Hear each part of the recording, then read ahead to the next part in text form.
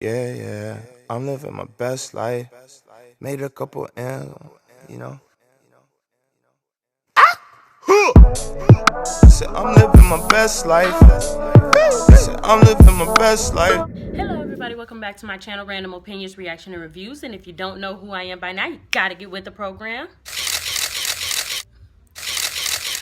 So, today I'm coming to do a review on the episode that aired on General Hospital.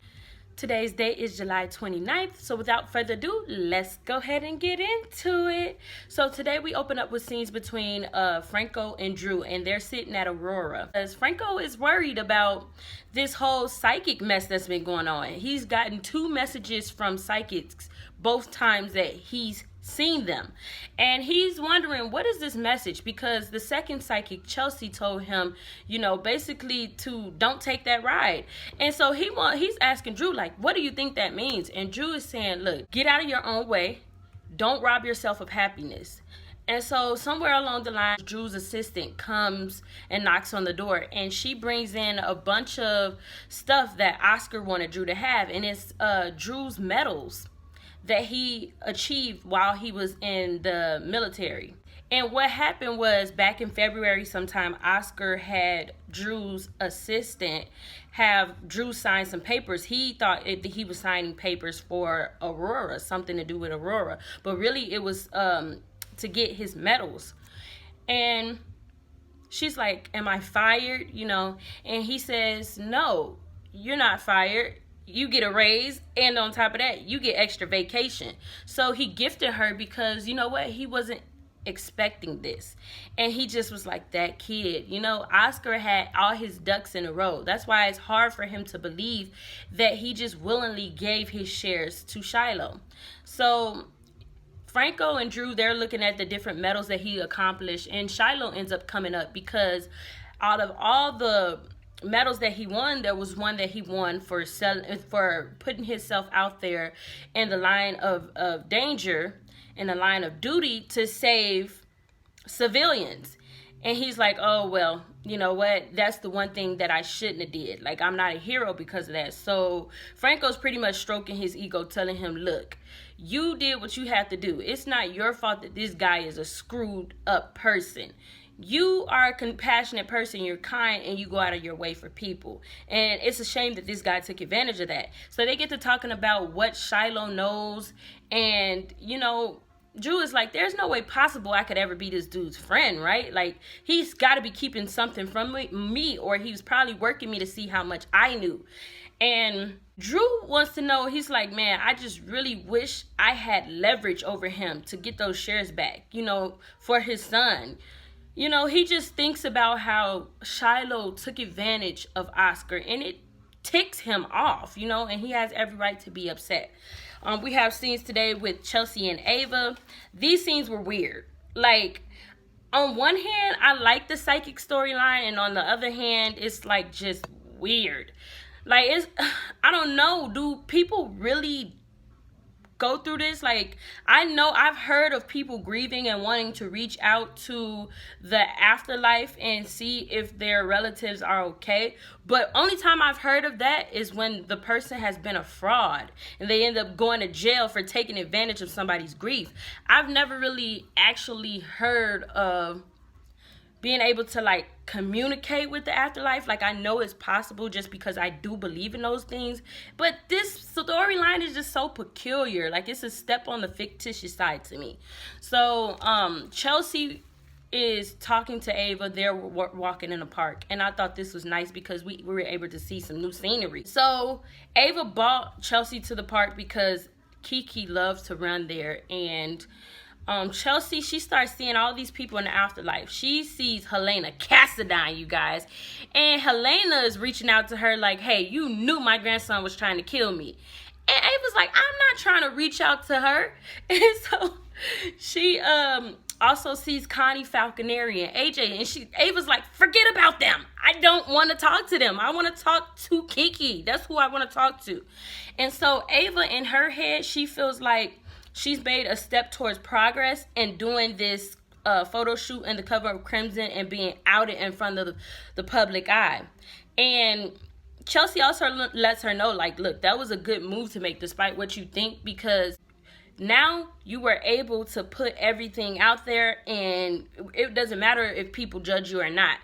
Your garbage is out there for people to see, you know. And so Ava's on her, look, I want to speak to Kiki. We got to make this happen. And so while she's talking to Chelsae and scolding her, Kiki shows up. And Kiki pretty much still doesn't want to have anything to do with her. And so Ava starts pouring her heart out to Kiki. Like, look, I'm sorry. I know we were on bad terms, but I miss you. I want us to be able to move forward. I'm hoping that this Crimson magazine was a step in the right direction, because I want us to get past this, because I want you to rest in peace, and I want to also have peace. And Kiki, at first, she was not trying to, from what we were told by the psychic, she wasn't trying to talk to Ava. So I guess Kiki is really hurt that Ava fell in love with Ryan, as her serial killer, a person that used, you know, the bad parts of Ava and made, like, stroked her ego and made her feel good, you know, because Ryan had a way of doing that. He made Ava feel like she was sane for thinking the way she felt about her daughter, when it was completely wrong. Like, she wanted stuff to happen to Kiki, and then once it happened, she's like, no, I was wrong for even thinking that. But Ryan made her think it was okay. Every bad thought she had, he said, you know what, that's fine, you know. And so Kiki is mad about that. Like, how could you fall in love with this guy? He has no soul, and he took your soul in the process. You basically sold your soul away for some love, you know, for somebody to stroke your ego. And she says to Ava, look, Ryan may not have a soul, but he has a heart, and his heart belongs to you. And I was like, what does that mean, you know? And Ava gets an idea, so she goes to see Ryan. So we'll see what happens with that tomorrow, I guess. We have scenes today with Willow and Julian. She is talking to Julian saying, look, back in the day, I excluded you out of Wiley's life because I didn't think you could change. I thought you were going to be the same person, but you clearly have shown me another side, and you have changed. So with that being said, you can be in Wiley's life. I thought it was weird that she was able to make this decision, even though she's like not even Wiley's guardian now. So, you know, Julian ends up going to Wiley's birthday party, which was kind of nice with Willow. We have scenes today with Epiphany and Shiloh, you guys. Shiloh goes to get his medical records from Epiphany, and he had to wait all day. And he's trying to, like, put some charm on Epiphany, saying, look, is there any way we could speed this process up? And Epiphany lets him know, look, patient-centered care comes before medical records, comes before any kind of paperwork that you want me to get for you. You're gonna have to wait. Go sit down. This is a hospital. There's people who are injured, who needs help. You can wait. So he had to wait, you guys. And while he's waiting, Bobby comes up. She's happy. It's Wiley's birthday. She finna go turn up with her family. And Shiloh overhears that. And I'm like, come on now, Bobby. You didn't know Shiloh is the dad of Wiley, supposedly? Why? I don't know. That was just weird that she didn't even catch that Shiloh was standing there. It was just odd to me. Now, I don't know if she didn't know that Shiloh was Wiley's father, but everybody knows that. So we have scenes today with Carly and Sasha. They come to the Metro Court for Wiley's birthday. Carly likes Sasha. It was, you know, that's a start, because, you know, Carly never really likes none of Michael's girlfriends. So she likes Sasha, though. That could be a good sign, but it could be a bad sign at the same time. Alexis shows up. Brad and Lucas show up. Everybody's happy. Willow and Julian get there. Everybody zeroes in on Julian, pretty much. Like, why are you here? And Willow lets them know, look, Julian has made a step in the right direction. We've decided, all of us, that includes Brad and Lucas, that he can be a part of Wiley's life. And Carly's like, look, I don't agree with it, but it's y'all life. This is y'all baby. Y'all can make that decision. And Bobby wasn't too happy about that either. But Bobby got to meet Sasha as well. And I thought it was funny that Carly wanted to take a picture with Sasha and Wiley. And at first I didn't know why the writers was doing that. But you guys know that Michael met with Nelle today. She was going to tell him, but then Michael gets a text message from Carly. And you know what? Carly is like her nemesis. Like, she Once she seen that, she couldn't even think straight. She told him, look, go ahead and open it, because she wanted to see. And when he opened it, it was a picture of Sasha and Wiley. So one, she got to see her baby boy, and he looks healthy. And two, she got to see Michael's girlfriend. So that pissed her off. And then three, to make it even worse, Carly was the one texting to him. So she was pissed. And she just decided not to tell him. So she made up this story about having a dream with Wiley being surrounded by angels, and it was a beautiful sight. And Michael's like, look, Nelle, you wasted my time. This is the last time I will ever make time for you. I'm not seeing you anymore. He leaves out, and she's crying, as Nelle does, and was like, Michael, you just don't know. This is not the end of me, you, and our baby. So I just don't know what to say about Nelle. Like, I was kind of upset, because I'm like, at the end of the day, you don't value your son's life over anything else. Like, your son is the number one important thing. And you're so mad at Michael, and you're so mad at Carly, that you're willing to let him be a part of a man's life who's not even his real father. Granted, the man is possibly going to jail, but you don't know that. This man he's walked free on so many other charges. It's not funny. So he can't wiggle his way out of this. But you mean to tell me your son's life wasn't valued enough for you to make sure he was safe? Like, you hate Michael and Carly that bad?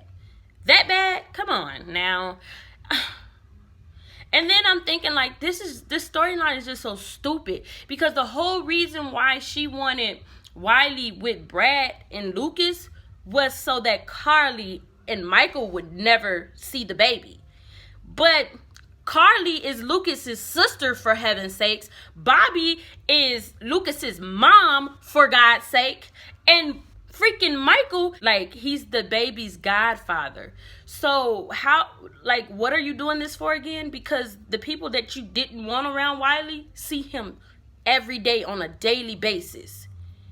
This storyline is stupid, you guys. Like, it has to end. It's so stupid. Like, there's no reason for this lie to be going on when the people that she didn't want her child to be around are around her child close to 24/7.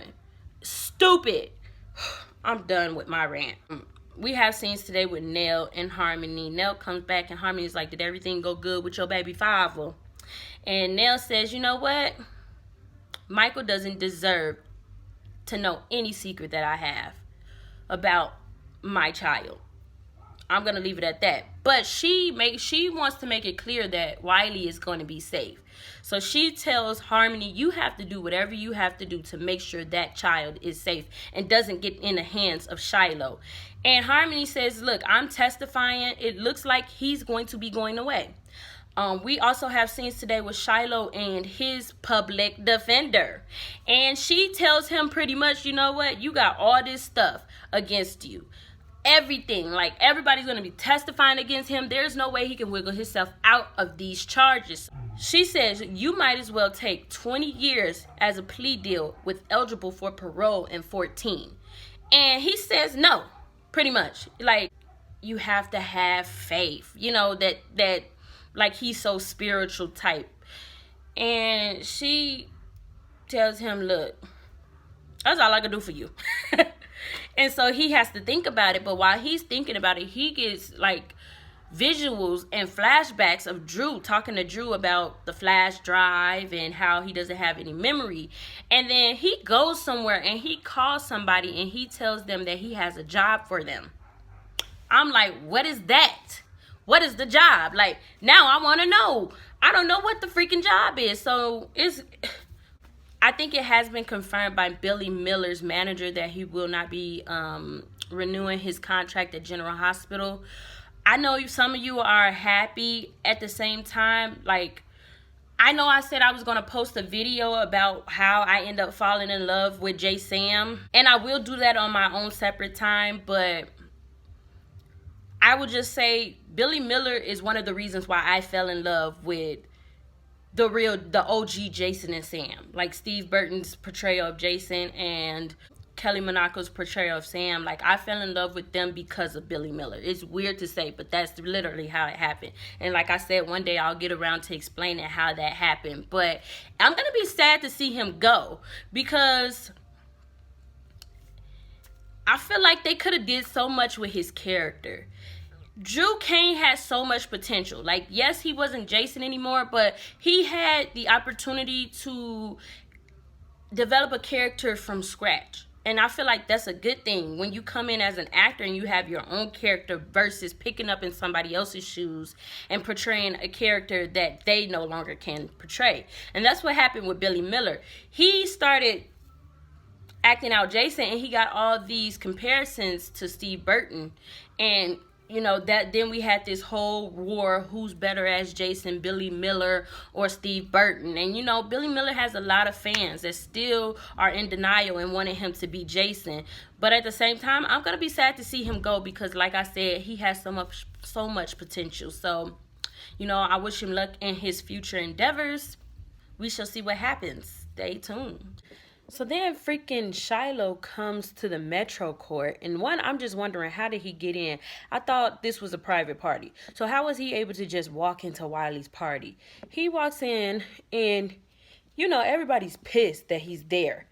And they're all looking. Willow looks mortified. And they tell him he has no right to be there. Well, he's taunting them. Let's just be honest. Like, right now, he knows he's in legal water. He knows he's in trouble. So he's making them feel shaky still. And he's telling them, look, he's going to get off. And then he's coming to get his son. He is taunting Willow and everybody. He knows everybody at that party do not like him. And Michael's just listening and he sees the medical records. And he says, I'm just bringing my medical records for my son. And so then Brad starts to feel some way because he knows, remember, there was a possibility that Wiley had like a heart condition, and Michael, he had a heart condition as a baby that was corrected, but it's possibly not in Shiloh's records. So Brad was kind of like, ooh, Lucas cannot see those records. So he was just like, come on, give them to me. And and Shiloh says, I'm still gonna get my son. And while he's talking and taunting, Michael's like, you know what, I've had enough. So he takes it easy, and Shiloh don't even see it coming. He says, Sasha, can you go open the elevator for me? Sasha goes to open the elevator, and before you know it, Michael done already hit this man up in the stomach, grabbed him, and threw him on the elevator. It was so funny. I'm like, yes, yes. And Carly was looking all happy like, that's my boy. But I like to see Michael on edge like that. Like, come on, y'all, forget.